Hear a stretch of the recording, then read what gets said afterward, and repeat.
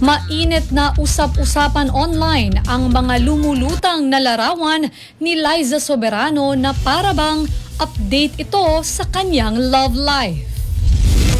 Sa anonymous post kasi online, makikita rito ang stolen photo ni Liza kasama ang Japanese actor na si Kento Yamazaki. Sa naturang photo, makikita ang dalawa sa isang restaurant na kuha umano sa New York City sa Amerika.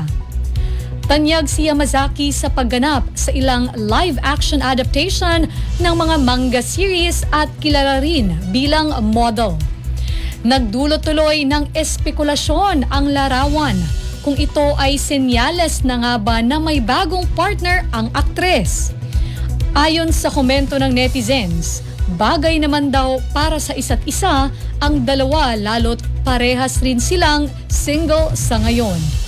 Sa kabila naman ito, marami ang kumbinsido na AI-generated lamang ang larawan o di kaya ay paandar lamang ito ng kanilang management. Anila, publicity stunt lamang ito para pag-usapan umano ng publiko ang posibleng proyekto ng dalawa.